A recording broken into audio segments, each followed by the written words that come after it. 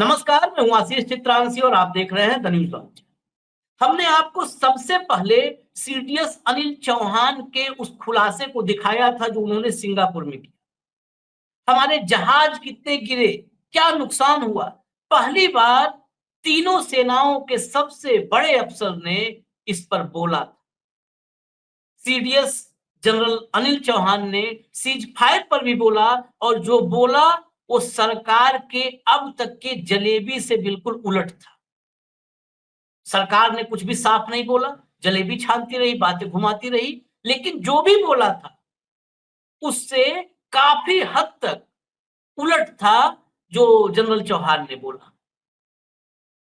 ये खबर हमने दिखाई, बिल्कुल फ्रेश खबर थी, सबसे पहले न्यूज लॉन्चर पे आई थी। लेकिन उसके बाद अब तक खबरों की गंगा में पानी काफी बह चुका है। इस खबर ने देश की सियासत में बवाल मचा दिया। पिछले काफी वक्त से मीडिया के नए पोस्टर बॉय बने जयशंकर, अमित शाह के जो मोदी के स्वयंभू चाणक्य अमित शाह और निंदानाथ रक्षा मंत्री राजनाथ सिंह, तीनों की जुबान पर ताला है। सबने मोदी को अकेला छोड़ दिया। टीवी पर और अखबार में छपने सब आते थे। राजनाथ सिंह कल तक रक्षा मंत्री हैं, कल तक खूब डायलॉगबाजी किए कि अभी वार्म अप है, मैच बाकी है, ओपनिंग नेवी करेगी। आज सीडीएस के बयान के बाद रक्षा मंत्री को सामने आना चाहिए था, लेकिन कहीं बैठे होंगे मुंह छिपाए। सबकी जुबान पे ताला है। इन तीनों ने, तीन तोपची जो थे, इन तीनों तोपचियों ने तोप का मुंह मोदी की तरफ घुमा करके छोड़ दिया। और जनरल चौहान, सबसे टॉप के ऑफिसर जनरल चौहान के सच ने साहेब को बुरी तरह फंसा दिया। भाव को लाइए, फटाफट स्क्रीन पर लाइए। स्वागत है भाव।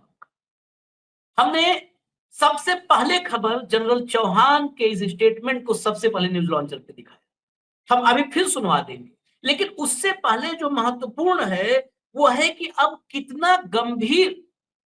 कितने गंभीर सवालों के बीच घिर चुके हैं मोदी जी।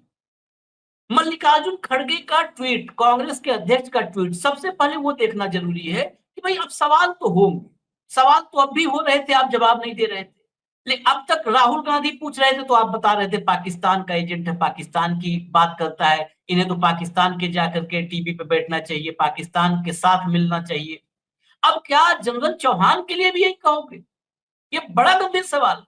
मल्लिकार्जुन खड़गे का ट्वीट लाइए स्क्रीन पर, लाइए कंट्रोल रूम में, पहले ट्वीट और फिर आपके साथ चर्चा शुरू करते हैं। लिखते हैं खड़गे साहब, बहुत एक एक पॉइंट बड़ा गौर करने वाला है। In the wake of the remark made by the Chief of Defense Staff in Singapore in an interview, there are some very important questions which need to be asked. These can only be asked if a special session of the parliament is immediately convened. अब वो special session, emergency, अब देश भी चाहेगा भाई आप आओ सदन में बताओ। The Modi government has misled the nation, गुमराह किया है मोदी ने देश को। The fog of war is now clearing. पहला, एक नंबर, our Indian air force pilots were risking their lives fighting the enemy. We have suffered some losses, but our pilots were safe. As per CDS interview, we made remedy it, rectify it, and then implement it again after 2 days and flew our jets again targeting at long range. We salute their resolute courage and bravery. However, a comprehensive strategic review is need of the hour. Congress party demands a comprehensive review of our defense preparedness by an independent expert committee. इस committee में संबित पात्रा नहीं होंगे और Nishikant Dubey. Independent expert committee on the lines of the Kargil review committee. Kargil के तुरंत 3 दिन बाद बनाया था अटल जी ने। 2 number, US President Donald Trump has again repeated his claim about brokering a ceasefire. This is a direct affront to the Simla Agreement.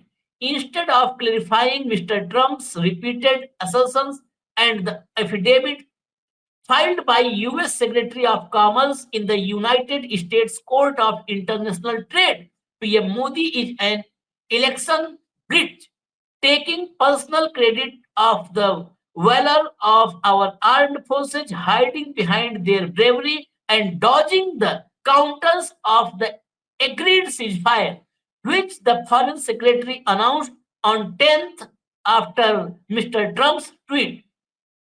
Is India and Pakistan now again hyphenated?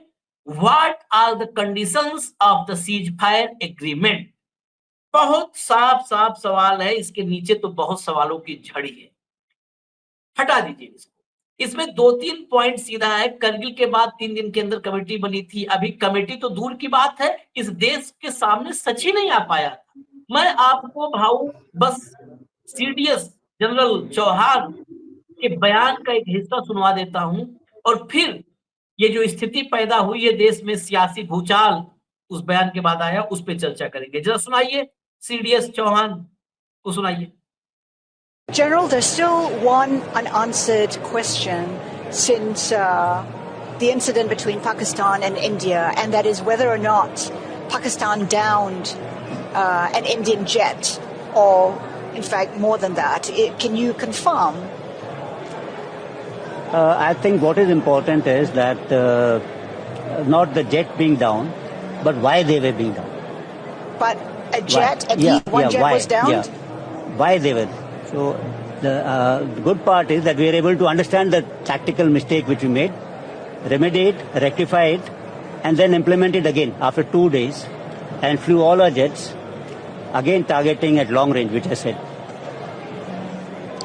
Pakistan claims 6 Indian jets were downed. Is it correct in that estimate?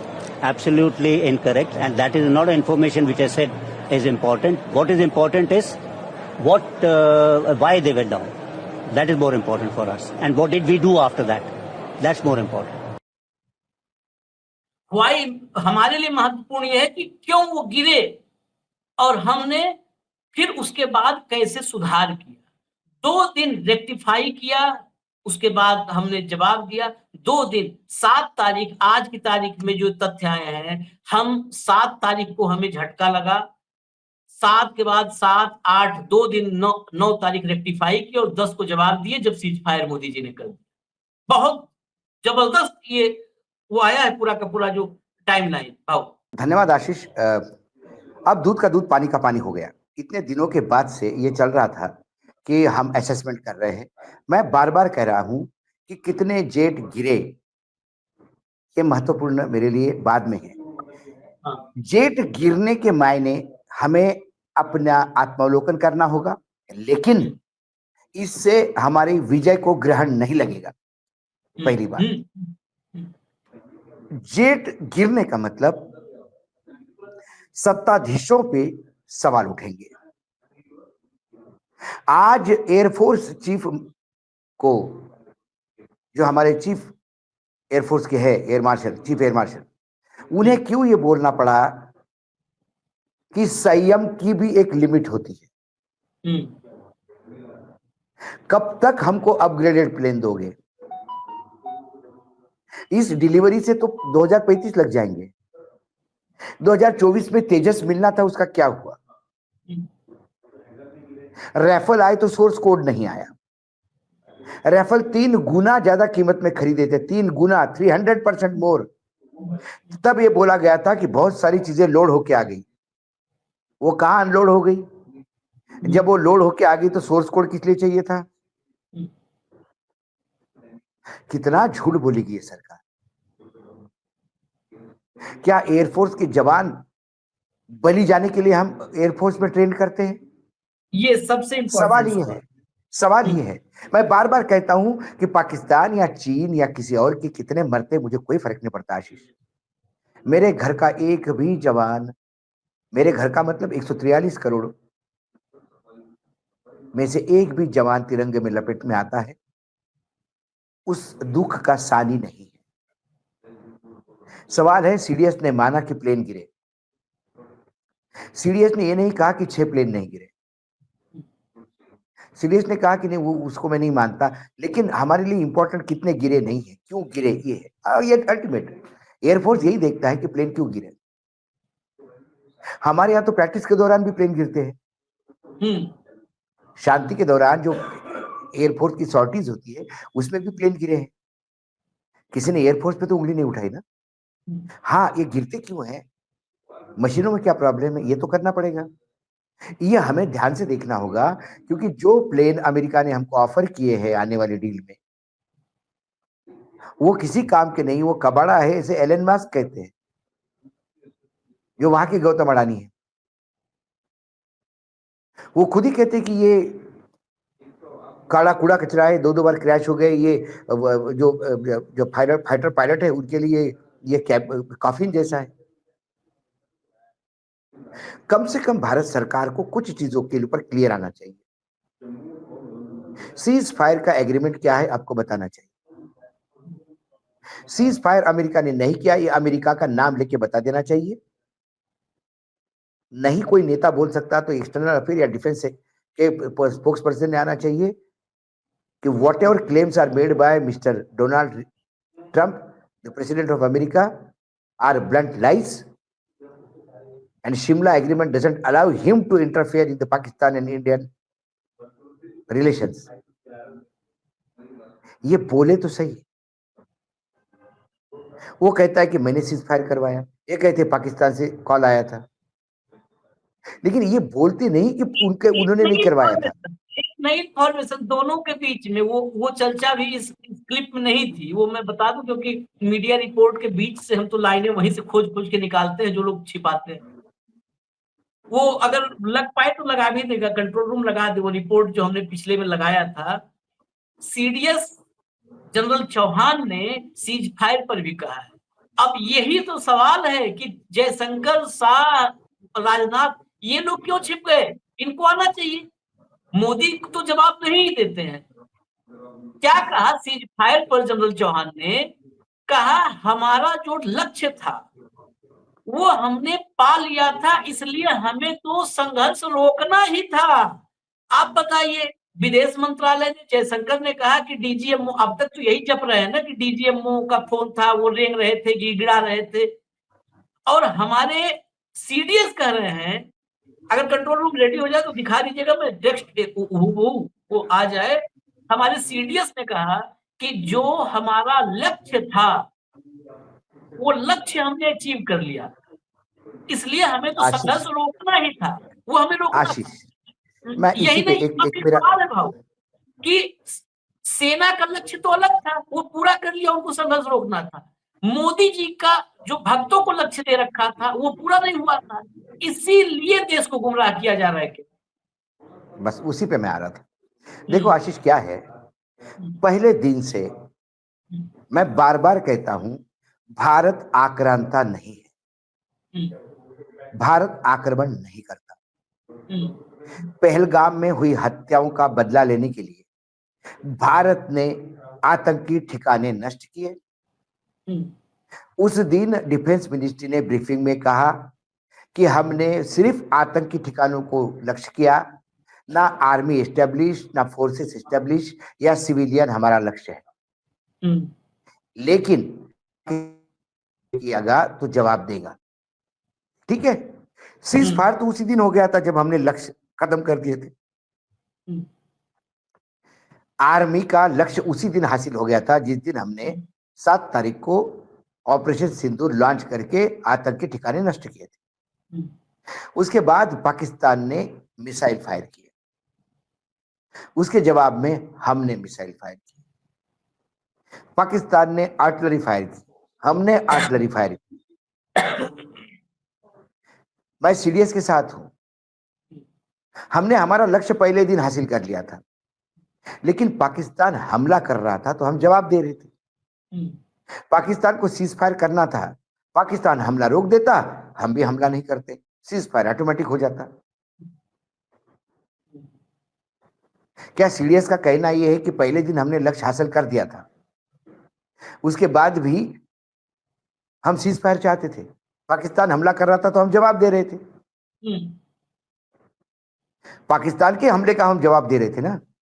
हम्म, पाकिस्तान हमले रोक देता, हम तो वैसे भी हमले रोकने के लिए बैठे हुए थे। हम्म, हम्म, तो पाकिस्तान सीज फायर के लिए गिड़गिड़ाएगा क्यों? गिड़गिड़ाता वो है जो आक्रमण करेगा। हम्म, हम तो आक्रमण का जवाब दे रहे थे। हम्म, आक्रमण रुकता, सीज फायर ऑटोमेटिक हो जाता। हम्म, लेकिन पाकिस्तान भी आक्रमण रोकने के मूड में नहीं था। उन्होंने न्यूक्लियर कमेटी की बैठक कर ली थी। हम्म, भारत किसी भी हालत में जवाब दिए बगैर नहीं रहता। भारत उनके कुकर्मों का जवाब भारतीय सेना ताकत से दे रही थी। वही डोनाल्ड ट्रंप ने दोनों को समझाया, दोनों समझ नहीं रहे थे, धमकी दी, दोनों लाइन पे आ गए, सीज फायर हो गया। यही कहना है ना हम्म, भाई। मैं तो पहले दिन से कह रहा था कि सीज फायर करने के लिए पाकिस्तान को फोन करने की जरूरत ही नहीं थी। हम्म, पाकिस्तान हमले रोक देता, हम क्यों हमले करते? हमारा लक्ष्य तो पहले ही दिन क्लियर हो गया था। हाँ, पहले ही दिन हमने आतंकी खत्म कर दिए थे और हमारा लक्ष्य पूरा हो गया। तो हमने बोला भी दिया था हम्म, कि आपने हमारे यहाँ आतंकी भेजे, हमने आतंकियों के ठिकाने नष्ट किए, दैट्स इट। हम्म, लेकिन आप फिर आक्रमण करोगे तो हमें करना पड़ेगा, जवाब देना पड़ेगा। तो हमने जितना भी किया, चाहे उनके एयरबेस को नुकसान पहुंचाया या किसी को भी पहुंचाया, वो सिर्फ उनके आक्रमण का उत्तर था। तो सीडीएस तो ठीक है, हमने तो पहले दिन खत्म कर दिया था, हमारा लक्ष्य पूरा हो गया था। उसके बाद जो लड़ाई चली वो सिर्फ पाकिस्तान को उत्तर था। लेकिन पाकिस्तान चुप क्यों नहीं हो रहा था? किसके बलबूते पे उड़ रहा था? भाऊ और वो तो पाकिस्तान गिड़गिड़ाने के पहले अमेरिका से क्यों बोल गया? वो तो अमेरिका ने सीज फायर इंटरवेन क्यों किया? 5 बजे हुआ, आपको याद होगा हम लोग कार्यक्रम कर रहे थे और कार्यक्रम करते करते तब तक खबर आई कि वो फिर उसके ड्रोन आ गए, फिर वो अटैक कर रहा है। सीज फायर के 3 घंटे के भीतर मैं आपको दिखा देता हूँ स्टेटमेंट वाला। लाइए जरा सीडीएस साहब का स्टेटमेंट लाइए, स्क्रीन पर लाइए फटाफट, तो लाइए फटाफट लाइए। देखिए, ऑपरेशन सिंदूर के चरम पर होने के दौरान भारत और पाकिस्तान के बीच 10 मई की शाम में अचानक सीज फायर की घोषणा कर दी गई। इस फैसले से तमाम लोग आश्चर्यचकित थे। लोगों के मन में सवाल था कि ये फैसला इतनी जल्दी क्यों लिया गया। इस फैसले के करीब 20 दिन बाद अब पूरे मामले से पर्दा उठ गया है। शनिवार को सिंगापुर में सांग्रीला डायलॉग में chief of defence staff general Anil Chauhan ने इसकी वजह बताई। उन्होंने कहा, भारत ने अपनी रणनीति के तहत यह कदम उठाया। भारत ने 3 दिन में अपने सारे लक्ष्य हासिल कर लिए थे, इसलिए सैन्य कार्रवाई रोकना सही रणनीति थी। अब बताइए, 3 दिन में सारे लक्ष्य हासिल किए थे। एक बात और, मैं एक सवाल इंपॉर्टेंट है, सबसे इंपॉर्टेंट, उसको जोड़ दूं। जो इंग्लिश में जो क्लिप हमने सुनाई थी उसमें कहा उन्होंने कि टैक्टिकल फेल्योर, शुरू में टैक्टिकल फेल्योर, वो टैक्टिकल फेल्योर इसको खड़गे साहब की डिमांड से, कांग्रेस की डिमांड से भी जोड़ दिया। टैक्टिकल फेल्योर 2 दिन में उसको रेक्टिफाई किया, हमने सुधारा और फिर हम 300 किलोमीटर घुस के मारे। कोई भी युद्ध हो, युद्ध में जीत विजय प्राप्त होती है। करगिल में तो हमें विजय प्राप्त हुई थी, पाकिस्तान को भगा दिया। अटल जी ने तत्काल कमेटी बनाई थी और उसी कमेटी के रिकमेंडेशन पर टेक्निकल इंटेलिजेंस की स्थापना हुई थी भाऊ, जिसके चीफ के लिए लड़ रहे थे मोदी और शाह आपस में, और जिसके लिए लड़ रहे थे। अभी तक शाह जी ने वो आदमी नहीं दिया जो पीएमओ को चाहिए। नहीं दिया। उस और जो हाँ आज उस चाहते हैं उनकी फाइल अब तक रोक के रखे। मेरा सवाल यह है कि वो कमेटी बनाए अटल जी ने, जीत के बाद जश्न मना सकते थे, वो भी घूम घूम करके बग्गी पर, घोड़े पर, हाथी बैठ के घूमते। सवाल देखिए, कमेटी बनाए। बार बार अटल जी के टाइम पे भी सवाल ये उठा था कि कारगिल में पाकिस्तान घुसे कैसे। हाँ, और आप इधर सद्भावना यात्रा कर रहे हैं, उधर पाकिस्तान कारगिल कब्जा कर रहा है। तो उन्होंने हाँ, कहा कि यहाँ कारगिल में घुसे, ये कहीं ना कहीं हमारी फेल्यूर है, उसके लिए कमेटी नियुक्त की। हम्म, आज इस देश को कमेटी नियुक्त करनी चाहिए कि हमारे पहले 2 दिन जो सीडीएस कह रहे हैं कि हमारे प्लेन डाउन हो गए, तो क्यों डाउन हो गए, इसके लिए क्यों? कमेटी नियुक्त करनी होगी। हाँ, कमेटी नियुक्त करनी होगी। हमारा इंटेलिजेंस फेलियर कैसा हो गया, लोग अंदर तक आके कैसे 25 लोगों को मार गए, इस पे कमेटी। इसमें कोई नहीं, हर आदमी अपने यहाँ रेक्टिफाई होता है। हाँ, हमारे यहाँ कोई भी इवेंट, अपने परिवार में भी कोई शादी में कोई गड़बड़ी हो गई, तो शादी के बाद सब एक आके बैठते कि भाई कैसी गड़बड़ी हो गई, वो हाँ, क्यों गड़बड़ी हो गई, बाराती नाराज क्यों हो गए, तुमने अपना काम ठीक से क्यों नहीं किया, बोलते हैं ना। ये थोड़ी बोलते अरे छोड़ो अब शादी हो गई छोड़ो ना, क्या लेना देना है ना ना। ये हर एक का है व्यक्तिगत रूप से। अपने चैनल भी आपने देखा होगा, कभी कुछ गड़बड़ हो हाँ जाती तो आप मीटिंग लेते हैं ना, आप बोलते हाँ हैं कि ऐसा क्यों हो गया भाई। आप ये थोड़ी कहते कि आप वीडियो हो गया यार छोड़ दो, नहीं होता ना। तो ये इस भारत, लेकिन होगा क्या, ये सारी चीजें जब बाहर आएगी, अब तो एक बात साफ होगी कि पीओके कोई लक्ष्य नहीं था। हम्म, पीओके हमारे कब्जे में आएगा, एक सिर्फ हवाबाजी है। हाँ ये सिर्फ पार्लियामेंट में दो जोर से दहाड़ते हैं अमित शाह, दम नहीं है पीओके लेने का। और राजनाथ सिंह तो छोड़ ही दीजिए, राजनाथ सिंह अब ना बोले तो ज्यादा अच्छा है कि पीओके एक दिन लेके रहेंगे। तुम्हारा लक्ष्य ही नहीं पीओके लेने का, लक्ष्य होता तो फिर सीरियस ऐसा नहीं कहते। हाँ सीरियस कहते कि हमने सीज फायर इसलिए नहीं किया क्योंकि हमको पीओके लेना था, हमारा लक्ष्य अभी नहीं हुआ था।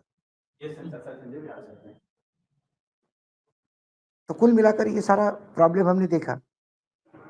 तो सीडीएस जो बोल रहे हैं, अधिकारी जो बोल रहे हैं, एयरफोर्स चीफ जो बोल रहे हैं, ये सारी बातें कुछ अलग स्टोरी बता रहे हैं। और ये घूम घूम के गोली का जवाब गोले से दूंगा, सिंदूर उबल रहा है शरीर में, बस इसी में उलझे हुए हैं। मातृशक्ति ने क्या करके दिखाया, इसी में उलझे हुए हैं। उस मातृशक्ति के साथ तुम्हारे लोग बीजेपी के नेता क्या कर रहे हैं, कभी हाईवे पे खड़े होकर कर रहे हैं, कभी क्या कर रहे हैं, ये कोई देखता नहीं। मतलब समझ में नहीं आता, एक देश का प्रधानमंत्री है, उसके सामने ये सारी चीजें जाती नहीं क्या, सीडीएस क्या बोले, एयरपोर्ट चीफ क्या बोले, थोड़ी लज्जा होनी चाहिए। घूम घूम फिर के फिरने के बजाय इन सब लोगों को बोलिए, बताइए भाई क्या हो गया। ये तो कहानियां सुनाते हैं कि वो तो रडार बादल आ गए, तो मैंने बोला रडार पे छुप जाओ, दिखेगा नहीं। ये महाभारत और रामायण सीरियल देख देख के दिमाग खराब हो गया इन नेताओं का। मूर्खता पूर्ण की मतलब मूर्खता का उच्चांक गांठ लेते बोलते समय। पाकिस्तान को करारा जवाब दिया, काय का करारा जवाब दिया, बीएसएफ की इंटेलिजेंस यूनिट कहती है कि अभी चालू हो गए फिर से आतंकी ठिकाने, फिर ट्रेनिंग चालू हो गया आतंकियों का,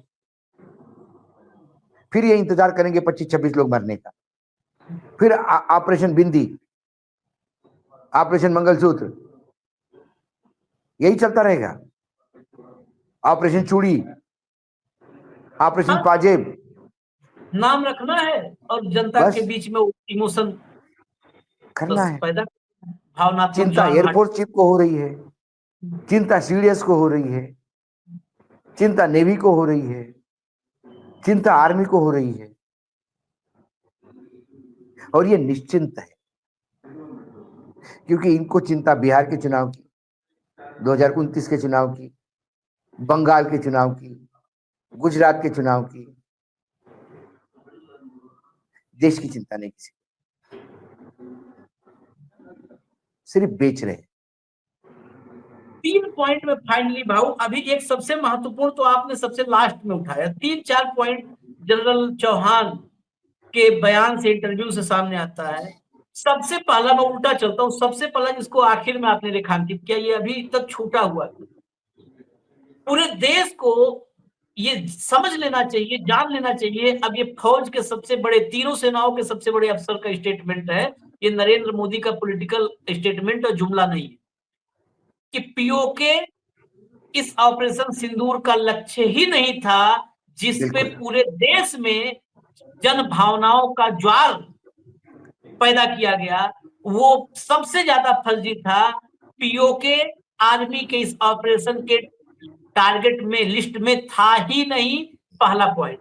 दूसरा पॉइंट, सीज फायर आज की भी तारीख में एक रहस्य है। सीज फायर, क्योंकि सीज फायर ये न सीडीएस का फैसला होता है, न आर्मी चीफ का, न नेवल चीफ का, न एयरफोर्स, ये ये पॉलिटिकल पॉलिटिकल फैसला होता है। लीडरशिप का फैसला होता है।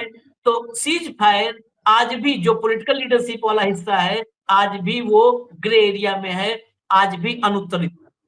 दूसरा, तीसरा, फौज को ऑपरेशन शुरू करते ही एयरफोर्स को नुकसान हुआ और टैक्टिकल एरर हुई, वहां पर खामियां थी, वहां पर रेक्टिफाई किया। ये हमारे फौज के लिए गर्व की बात है कि रेक्टिफाई करके 2 दिन में पाकिस्तान को मुंहतोड़ जवाब दिया। उसमें एक पॉजिटिव, सबसे पॉजिटिव पहलू है कि हमारा हर जाबाज पायलट सुरक्षित रहा, सबसे सुरक्षित रहा। महत्वपूर्ण वो ये तो सुरक्षित हम भी कह रहे हैं, ये तो हमको भी लेकिन इंफॉर्मेशन थी। देखो फाइटिंग के दौरान मैंने कहा ना यार, मेरे बहुत सारे, मैं सैनिक स्कूल सातारा का स्टूडेंट हूँ, मेरा पूरा बैच के बैच करीब करीब था, मेरे अभी भी हाँ, जूनियर्स है वहां पे। कुछ इंफॉर्मेशन मेरे पास थी कि हमारा पायलट सेफ है, हाँ, हॉस्पिटल में है, हम्म, मतलब रेगुलर चेकिंग के लिए, हाँ, उधर से बेल आउट होने के बाद। लेकिन तब हमने कहा नहीं, क्योंकि हम डिफेंस मिनिस्ट्री से सुनना चाहते हैं। हाँ। अपने सोर्सेज से बात मैं कराची पे कब्जा नहीं करना चाहता था। तो इसलिए हमने पूरे समय ऑपरेशन सिंदूर में हम बार बार कह रहे थे कि हम उसी बात को, तथ्य को मानेंगे जो हमारे डिफेंस के स्पोक्स पर्सन बोलेंगे। और आज भी हम प्लेन गिरे इस तथ्य को तब मानेंगे जब सीडीएस ने बोला। लेकिन बड़ा सवाल जो भाव, बड़ा सवाल इन तीनों में बड़ा सवाल, जो व्यक्ति जश्न मना रहा है, अगर ये हम कहें कि वो कंप्लीटली फेल्योर उसकी है, वो देश का सबसे नाकाम हंड्रेड शख्स है, तो कोई दो राय हंड्रेड नहीं है। परसेंट क्योंकि जो कामयाबी है, सोचिए, जो कामयाबी सीमित संसाधनों में, टेक्निकल फेल्योर में, टेक्निकल इंटेलिजेंस जो आपका सबसे महत्वपूर्ण था ऐसे ऑपरेशंस में, उसमें आप राजनीतिक पंगेबाजी कर रहे हो। ऐसे माहौल में भी उसके एयरफोर्स ने अपने पायलट बचाए, 2 दिन में रेक्टिफाई करके अपना लक्ष्य अचीव कर लिया। तो आपका फेल्योर, पॉलिटिकल फेल्योर। पीओके पर आपने पूरे देश में राजनीतिक माहौल कायम किया, ये आपका फेल्योर ही नहीं है, आपने देश के साथ मक्कारी की है, ये देश को गुमराह किया है, आप इसके कसूरवार हो। दूसरा पॉइंट।